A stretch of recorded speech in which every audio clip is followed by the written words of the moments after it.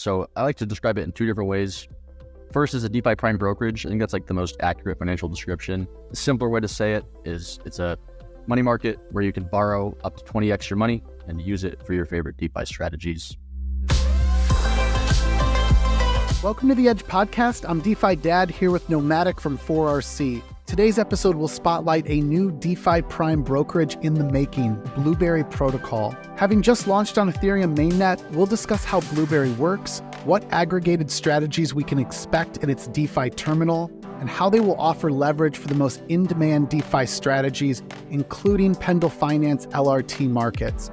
But before we do, just a quick word from our sponsors who make the Edge Podcast possible.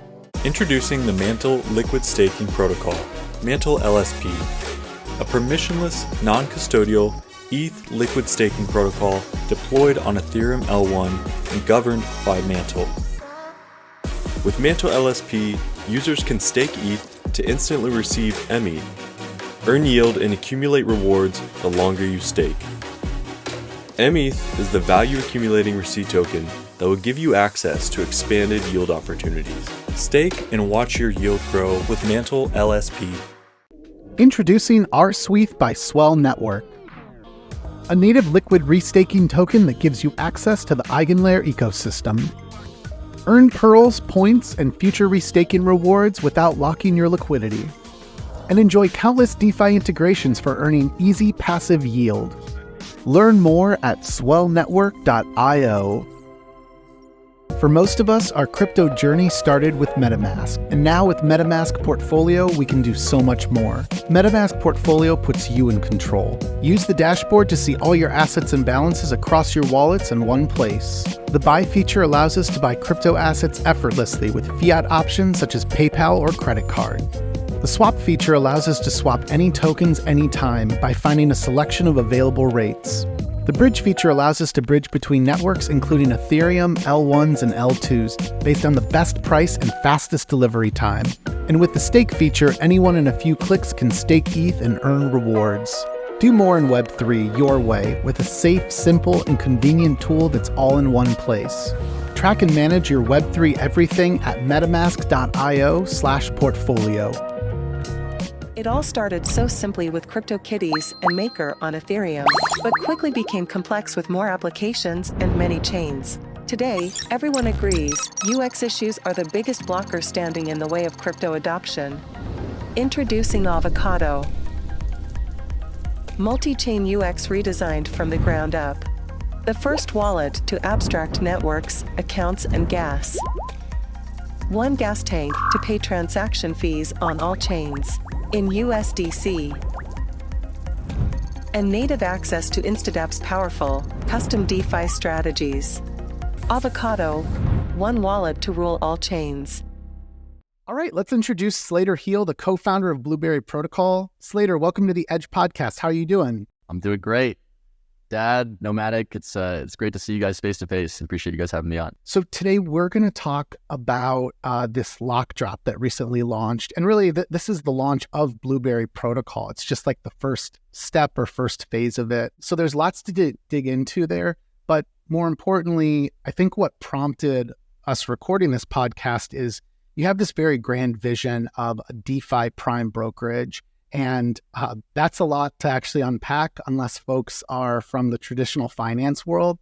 And I'm hoping you can help us to understand all the moving parts within Blueberry Protocol, how they relate to existing DeFi protocols, what's like new, what's new and innovative, I guess, and how we can get involved. So why don't we start with the usual about your background? You have a really interesting background. So if you can share a bit about like maybe the family business and some more about like what you worked on in TradFi. Yeah, for sure. Yeah, so I feel like everybody's kind of got a non-traditional background in DeFi, and I am the same in that regard. So I originally kind of came from the commodities trading worlds. Our kind of family office business is one of the larger commodity crop buyers and traders in the West Coast of the U.S. And so the processing plants do about a few trillion pounds of volume per year. And so it's about 80% of the corn, 80% of the rice, and 90% of the wheat from California is purchased and kind of processed. And so around that inventory, there's a few trading houses, and originally kind of got my exposure to financial markets from that business lens. And so with large scale commodities, two things. One is that they're super liquid, right? And there's really every kind of financial derivative you could imagine built around these markets, and a lot of customizability with how you want to manage your risk and what kind of trades you want to put on. That's obviously very different, much less volatile market, with the exception of orange juice in the last year, right? It's the best performing asset of last year. But yeah, so that was kind of my original financial background, and then got very, very interested in crypto in around 2017, and around that time was also when cannabis was first getting legalized in California, and so ended up starting a business for growing and processing cannabis, kind of similar infrastructure from the old family business, right? And taking a somewhat similar approach. That company was called Eldorado Group, and did that from 2018 to 2020, but all the while was very interested in DeFi, right? And was able to kind of get out of that business and basically took all my money and put it into a DeFi fund in 2020. And it was all I could think about all day, every day. So just went full time and kind of gave myself a full-time job to learn the ropes and learn what the right entry point was to eventually be a protocol founder. That led up to 2022, and the bear market was pretty clearly hitting, and it felt like it was a build market. It was time to build something ambitious, and our kind of underlying mission is how can we achieve feature parity with TradFi and a fully decentralized, non-custodial format. So we felt like a true prime brokerage product was one of the missing pieces there, and that was kind of the inspiration for Blueberry, and that's how my story leads into it. Like in some ways, you were really living that yield farmer meme. Literal farming, yeah, exactly. All right, let's get into Blueberry protocol. Maybe give us kind of like the high level elevator pitch for starters, and we'll like get into it a little bit more in depth. Yeah, for sure. So I like to describe it in two different ways.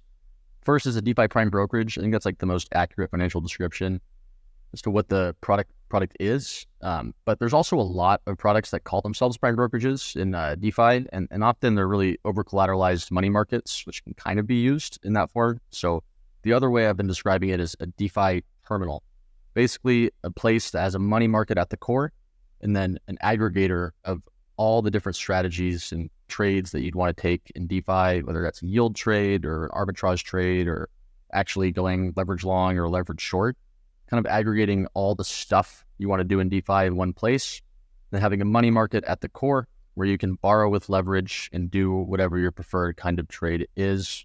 And because the money market is attached to the aggregator, it understands the risk of the aggregated strategies, of the integrated strategies, and can appropriately assign the max leverage and max position that you can take to the position that you're ultimately making based on the unique relationship of collateral asset, debt asset, and the actual trade or position that you're deploying to. So a simpler way to say it is it's a money market where you can borrow up to 20x your money and use it for your favorite DeFi strategies. And it also serves as a terminal where you can track your P&Ls, see the live performance, et cetera, and kind of cleans up the user experience of DeFi. Very cool. Maybe before we start to unpack some of that, something I was looking at in just like your recent raise announcement was Chainlink was part of the cap table. And I don't see that very often. And I was just kind of curious what initiated that investment or partnership, or what's the connection there? Yeah, so we're definitely a protocol that's heavily reliant on Chainlink services. So of course, Oracle's being at the core for the majority of the money market assets, and then also using Chainlink automation to perform the strategies themselves. In some cases, especially with like Uniswap v3, automated liquidity provision strategies, and then also performing liquidations on positions that need to be liquidated. So all of that costs Chainlink and their new kind of economic model.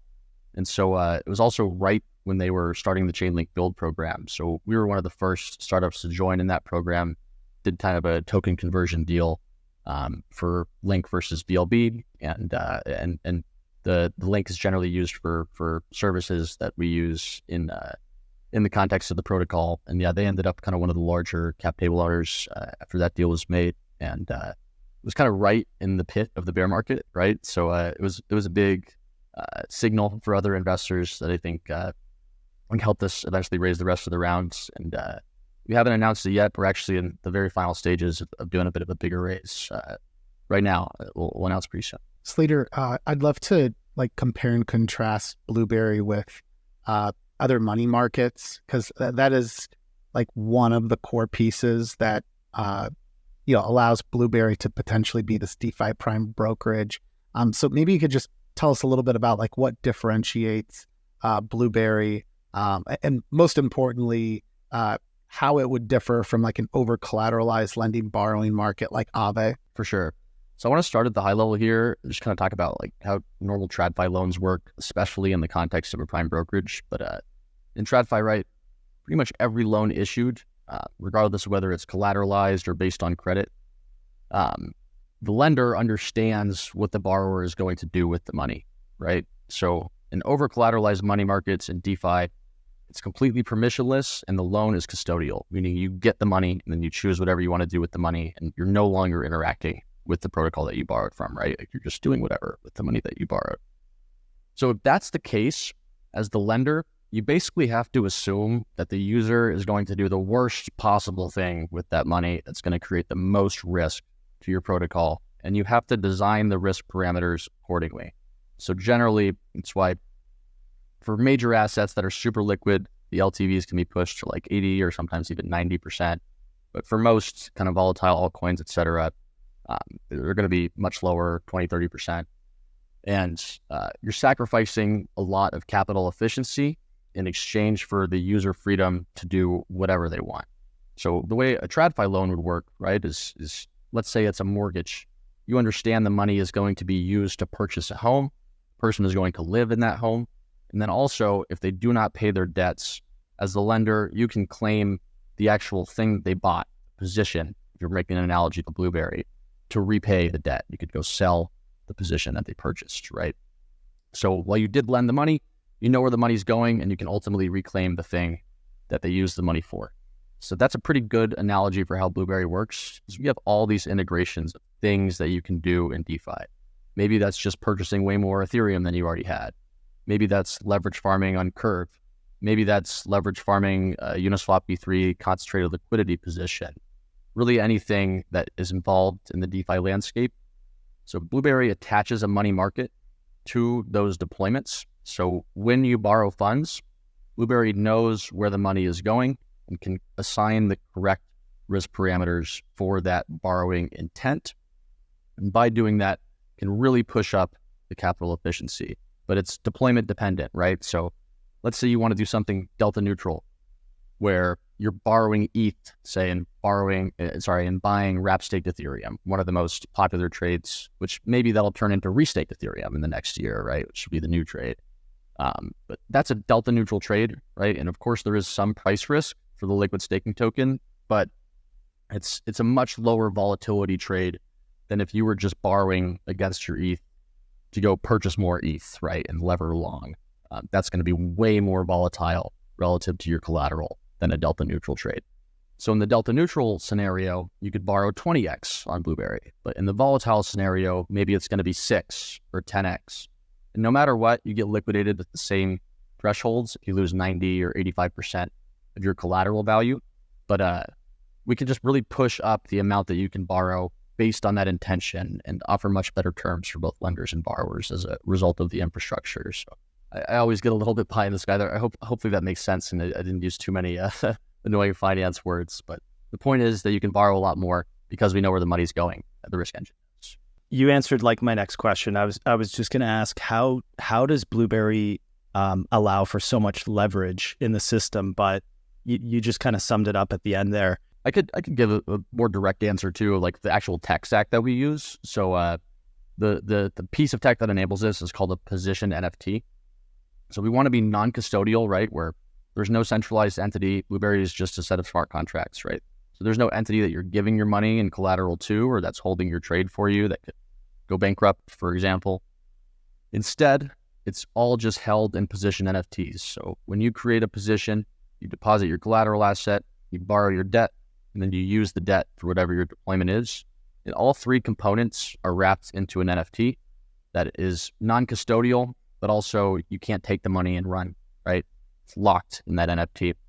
That NFT can only be transferred when the position is liquidated. So if you lose 90% of your collateral value as a stable collateral or 85% of your collateral value as a volatile collateral, the position is automatically sent to liquidation, and a liquidator can basically repay that NFT's debt and take their collateral and the deployment, sell it, and make a small profit. In general, we keep those terms super low, not to go on a tangent, but the liquidation is much more favorable to the borrowing user than other money markets might be, because we just want to create the best experience possible for the traders on that. I want to walk through like the three key roles here, which I think is like lenders, strategists, and liquidators. But given that we're talking about risk and how you offer that much more leverage, maybe we should just briefly talk about how do you manage risk as you add new assets? Like, how will the protocol continue to add new assets that we can borrow in these different like levered up DeFi strategies? Yeah, it's a really great question. And there's kind of two approaches, right? There's like the RARI approach, which is like just let users do whatever they want, kind of create a sandbox and people can take their own risks, make their own risk parameters. And then there's like the Aave approach, like almost like a managed fund, right? And so we're much closer to the Aave approach. I love decentralization, and I'd love to release like a V2 sandbox version eventually. But in general, I think the right approach and the approach that we took is kind of like a democratic republic, right? Rather than a full-on democracy of everybody trying to make every single decision around every parameter, delegating that role to someone with expertise. So we partner with Gauntlet, who also does parameters for Aave and Compound, a lot of the major money market players.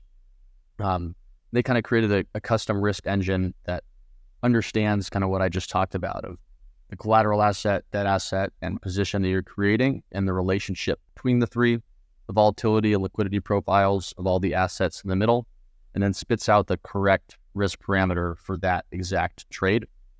So they were really instrumental in making this all possible. And at the moment, the way the approval process works for adding new assets will be through governance. So the BLB token is not live until the Lockdrop is over. So it's around March 25th, the TGE will occur. And at that point, we will transition to DAO governance fairly shortly after. The parameters will still just be done by Gauntlet for a while, at least for the first year. But for adding on different collateral assets or strategies into the protocol, that will go through a classic governance process, and then basically it will get Gauntlet's stamp of approval and the correct parameters with which to manage that new strategy and collateral asset that was added. And so I would love to do that with like all facets of the protocol over time, right? Like if we could almost create a committee of community members that really understand where the trends are going and what things should be added next. I would love to do that as well. But yeah, it's like every DeFi protocol, especially because we're so specialized on offering the most leverage possible, kind of has to start in a more centralized, delegated manner to a specific group, and then over time become more and more decentralized, with more and more decision makers involved. Within that process of onboarding new assets, we were talking a little bit about this before, but what sort of prerequisites are needed to onboard a new asset? Like, does it have to have a Chainlink oracle? Can it be just something on Uniswap? Or like what goes into what can be allowed? Yeah, so this is something I think is really at the core of the value prop for Blueberry, which is it's a generalized engine for specific parameters for specific trades and assets, right? So the goal is to make it truly something that can work with anything, right? And this is the benefit of having a position-based, risk-isolated system versus an account-based system. It's like, let's say your design, your risk model is a 10x leverage account. Basically, you have to choose all these assets that definitely have Chainlink oracles and are super liquid, and everything can work with that 10x leverage maximum. And you're really constraining your majors to the more mid caps that you're also including. You're kind of making a compromise on everything to make it work at that account-based risk level. With Blueberry, everything is by the individual trade. So therefore, we can truly support anything. Now, of course, it does need to have a price, and it also needs to make sense for the protocol. Like there has to be a certain amount of TVL. Generally, you're looking for things with at least $20 to $50 million of TVL to support as strategies, generally over 100 to start.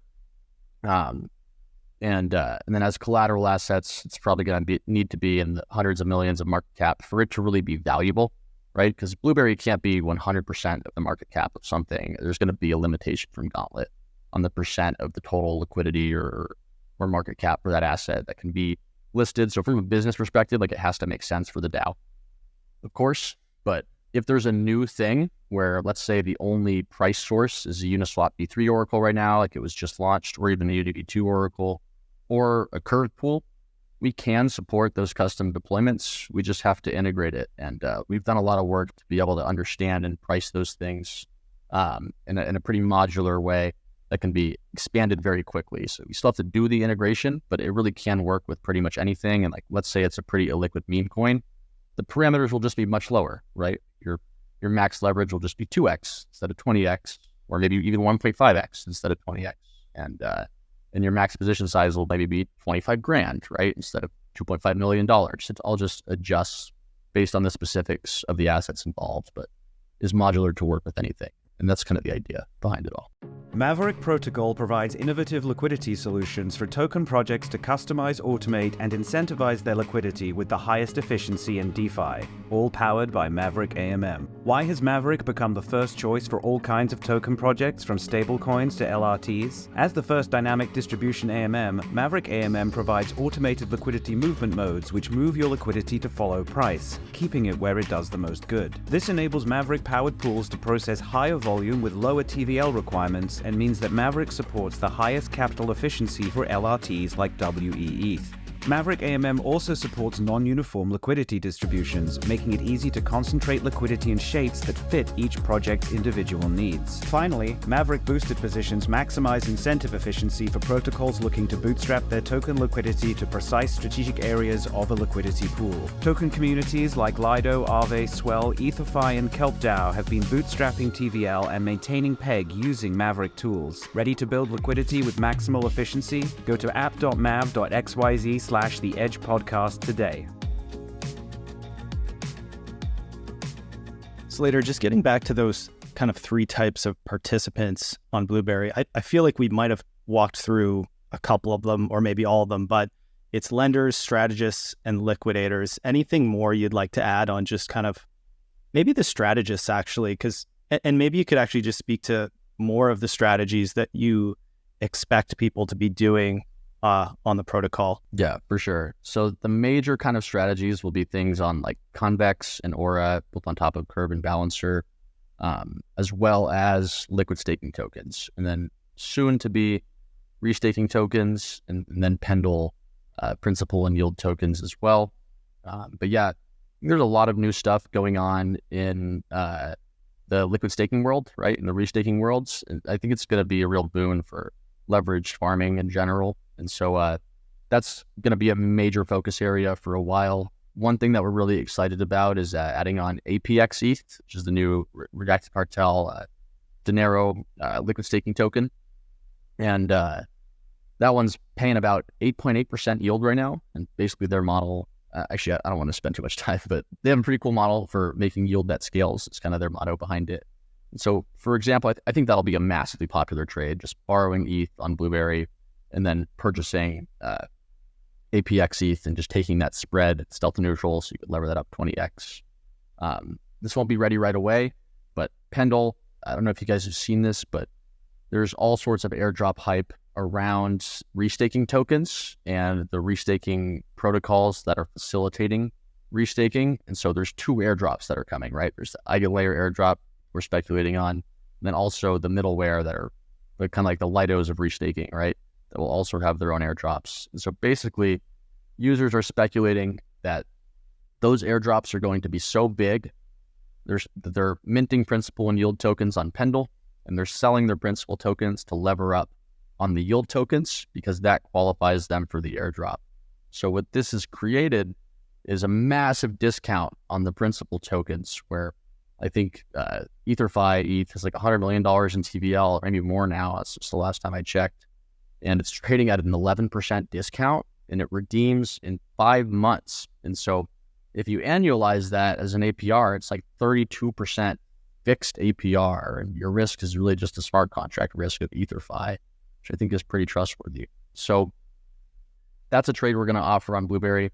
I'm not sure if it's going to be 10x or 20x yet, but just borrow ETH at maybe 6 or 7% if the market is pretty damn utilized on Blueberry, and use that to purchase these Pendle principal tokens. And so let's say it's at 10x leverage, borrowing is at 7%, and the discount is 30% APR. That means you're literally going to make a 23% spread times 10x leverage, 230% fixed APR on Ethereum is just insane. And the cool thing about Blueberry is we can add that stuff super fast, right? As these opportunities continue to pop up, we can make those arbitrages possible. So I think that's going to be a big focus area, and just liquid restaking tokens themselves, right? As the airdrop phenomenon starts to play out. I mean, if Blueberry is successful in this, also, I think you will probably pull down that principal token yield. We've actually got a number of episodes that folks should go back to. One's on EtherFi, which is the most dominant liquid restaking token. I think that Pendle market too, Slater, that's like now like 150 million or something like that. What's really wild about that too is all the different leverage strategies that you could imagine now through Blueberry. I think the one you just called out is probably the one the market urgently needs the most. Here we have Blueberry launching, and if this works again as designed and intended, there's a lot of demand for leverage there. So anyways, just all the light bulbs are going off in my head. I'm like, oh my gosh, yeah, if you guys enable that, like that would allow me then to LP with more ETH. And that's actually what I want to do, because the yield token strategy it's a trade, and I'm not willing to like dump Ether for that yield token. But yeah, I don't think we're going to support the yield tokens at the moment. But I can't believe people aren't buying up the principal tokens. Honestly, I just hope the opportunity stays around. So Slater, you launched the protocol just recently, and there's something happening right now called a Lockdrop. Can you just fill in listeners what that is and how they can take part in this? Yeah, for sure. So I mean, a few disclaimers too, is I just want to make sure we're protecting users.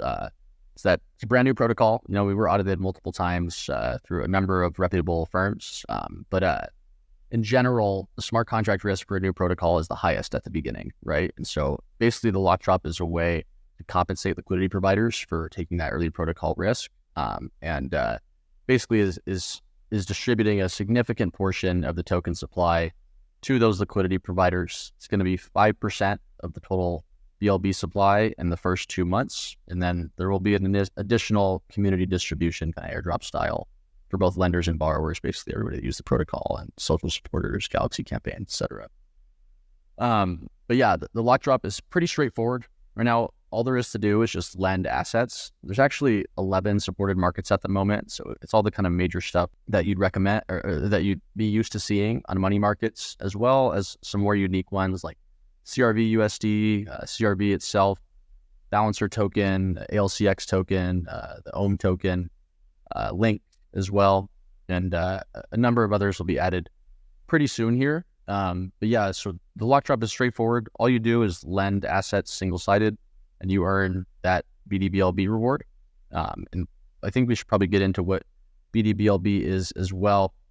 I'll get into that in a second. But yeah, it's basically a way to distribute the governance power to the early community members who are taking the risk by providing liquidity to the protocol. And then borrowers will be able to borrow from those markets starting next week and start doing the leverage strategies. Awesome. Yeah, I think that'd be a great segue if you just want to maybe explain more about the token that you just mentioned and maybe how it'll work within Blueberry. For sure.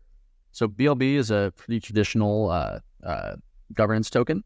Makes all the decisions around what to add to the protocol, etc., and what to do with the DAO treasury, the revenues that it earns.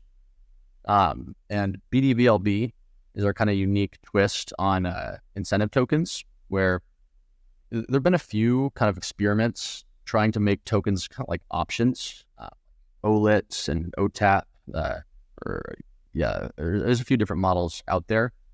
And the idea is that a lot of DeFi tokens fell into this trap where they just give out their tokens to liquidity providers as APR, and they would just get sold, and the token would go down, and that would often cause the demise of the community. So we wanted to create a system that rewards people who are truly there to like earn the governance power and use it, right? And and disincentivize those kind of mercenary liquidity providers that are just dumping tokens over and over again. So the way BDBLB works, it's called Bonded Blueberry, is you get it at the end of each two-week epoch. It automatically starts vesting for a 1-year period.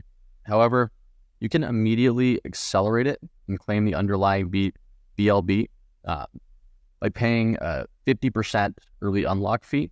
And that fee is actually what vests over the 1 year. So from 0 days to 1 year, it'll go down from 50% to 0. And the other kind of fun twist, so like if you want to instantly access liquidity, sell your tokens, do whatever, you can do that. You pay the fee.